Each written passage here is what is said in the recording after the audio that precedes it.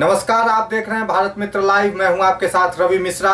देश देशांतर में हम देखेंगे देश दुनिया से जुड़ी हुई खबरें, लेकिन उससे पहले देख लेते हैं हेडलाइंस। दिल्ली के गोकुलपुरी में झुग्गियों में लगी भीषण आग में 7 लोगों की गई जान। ईपीएफओ ने घटाई पीएफ पर ब्याज दर। वित्त वर्ष 2021-22 में पीएफ पर मिलेगा 8.1% ब्याज। यूजीसी का बड़ा फैसला, विश्वविद्यालयों में पढ़ाने के लिए पीएचडी की डिग्री नहीं होगी अनिवार्य। कोलकाता के गेस्ट हाउस में लगी आग में एक बांग्लादेशी नागरिक की हुई मौत। कश्मीर घाटी में 3 स्थानों पर हुई मुठभेड़ में 4 आतंकी ढेर, 1 जिंदा पकड़ा गया। महाराष्ट्र सरकार ने कृषि कर्ज माफी का किया ऐलान। 34,788 किसानों को होगा लाभ। एसएफजे का दावा, आपने खालिस्तान समर्थक वोटों और खालिस्तान समर्थक फंडों का चुनाव में किया इस्तेमाल। और भारत के राफेल विमानों का मुकाबला करने के लिए पाक को चीन से मिले 25 J-10C लड़ाकू विमान। आइए खबरें देख लेते हैं विस्तार से। दिल्ली के गोकुलपुरी इलाके में देर रात झुग्गियों में भीषण आग लगने से 11 साल के बच्चे समेत 7 लोगों की जलकर मौत हो गई। इस घटना में 60 झुग्गियां जलकर खाक हो गईं। आग लगने के कारणों का फिलहाल पता नहीं चल पाया है। वहीं घायलों को अस्पताल ले जाया गया है। आग इतनी भयानक थी कि दमकल की 13 गाड़ियों की मदद से शनिवार को तड़के आग पर काबू पाया जा सका। बताया जा रहा है कि 60 से ज़्यादा झोपड़ियों को आग ने अपनी चपेट में ले लिया था। सर्च ऑपरेशन में एक झुग्गी से एक परिवार के 5 लोगों की जली हुई लाशें बरामद हुई, जबकि एक अन्य झुग्गी से दूसरे परिवार के 2 लोगों की जली हुई लाशें मिली। लोगों की लाशें इतनी बुरी तरह से जल चुकी थी कि यह भी पता लगा पाना मुश्किल हो रहा था कि कौन सी लाश महिला की है और कौन सी पुरुष की।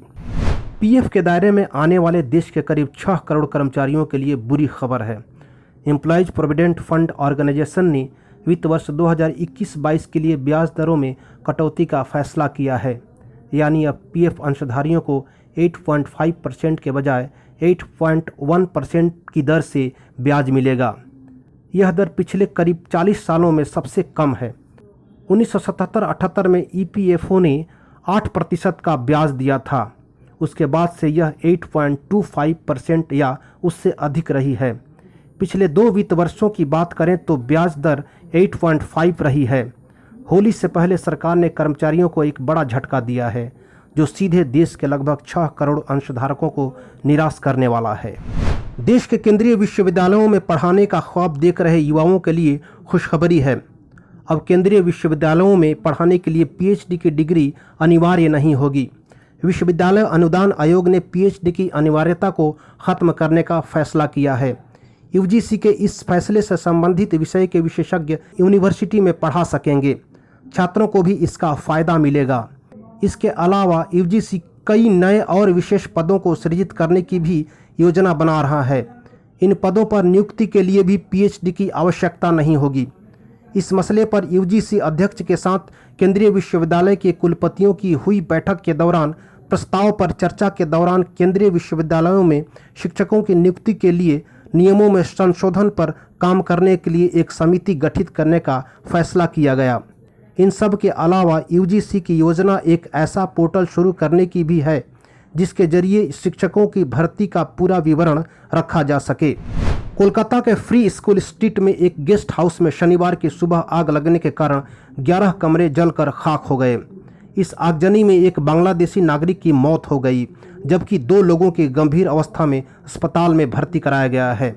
ये सभी इलाज के लिए बांग्लादेश से कोलकाता आए थे। इस घटना के बाद पुलिस ने गेस्ट हाउस को सील कर दिया है।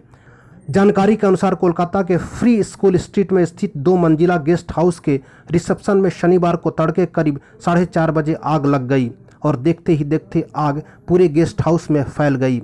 दमकल विभाग की 3 गाड़ियों ने मौके पर पहुंचकर आग पर काबू पाया।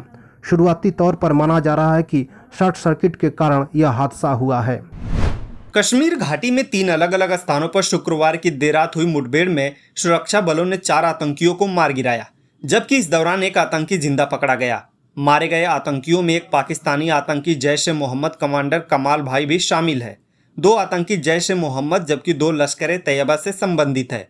पकड़ा गया आतंकवादी लश्कर-ए-तैयबा से जुड़ा बताया गया है। कश्मीर के आईजीपी विजय कुमार ने इसकी पुष्टि करते हुए बताया कि सुरक्षा बलों ने शुक्रवार की रात से शनिवार सुबह तक 4 से 5 जगहों पर तलाशी अभियान चलाया। इनमें 3 जगहों पर मुठभेड़ हो गई। महाराष्ट्र सरकार ने एक बड़ा दांव चलते हुए कृषि कर्ज माफी का ऐलान किया है। इसके तहत राज्य सरकार ने 964.15 करोड़ रुपए का कर्ज माफ करने का फैसला किया है। इसमें भूमि विकास बैंक से लोन लेने वाले 34,788 किसानों को लाभ होगा। बता दें कि प्रदेश में कर्ज माफी का एक बड़ा सियासी मुद्दा रहा है। वित्त मंत्री अजीत पवार ने राज्य का बजट पेश करते हुए बताया कि 275 करोड़ 40 लाख रुपए की रकम का उपयोग भूमि विकास बैंक कर्मचारियों के बकाया भुगतान के लिए किया जाएगा। भविष्य में सरकारी योजनाओं के लिए भूमि विकास बैंकों की जमीन और भवनों का उपयोग किया जाएगा। इस दौरान अजीत पवार ने किसानों के लिए और भी कई फैसलों की घोषणा की। पंजाब विधानसभा चुनाव में आम आदमी पार्टी की ऐसी लहर आई कि बड़ी से बड़ी पार्टियों का सुपड़ा साफ हो गया। इतना ही नहीं, कई दिग्गज नेताओं को भी हार का सामना करना पड़ा। वहीं अब आम आदमी पार्टी के सीएम पद के दावेदार भगवंत मान 16 मार्च को मुख्यमंत्री पद की शपथ ग्रहण करेंगे। इस बीच सरकार बनने से पहले ही प्रतिबंधित खालिस्तानी संगठन सिख फॉर जस्टिस ने पंजाब चुनाव और आम आदमी पार्टी को लेकर एक सनसनीखेज खुलासा किया है। सिख फॉर जस्टिस के मुताबिक पंजाब में चुनाव जीतने के लिए आम आदमी पार्टी ने खालिस्तान समर्थक वोटों और खालिस्तान समर्थक फंडों का इस्तेमाल किया है। एसएफजे का यह भी दावा है कि इस चुनाव में आम आदमी पार्टी द्वारा विदेशी राष्ट्रों के फंड का भी इस्तेमाल किया गया है। वहीं आम आदमी पार्टी की तरफ से इस पर कोई प्रतिक्रिया सामने नहीं आई है। भारत के शक्तिशाली व अत्याधुनिक राफेल विमानों से मुकाबला करने के लिए चीन ने पाकिस्तान को J-10C लड़ाकू विमानों की खेप दी है, जिसे पाकिस्तान ने अपनी सेना में शामिल कर लिया है। प्रधानमंत्री इमरान खान ने 25 J-10C लड़ाकू विमानों की स्क्वाड्रन को पाकिस्तान की वायुसेना में बड़े ही औपचारिक तौर पर और समारोह पूर्वक शामिल किया।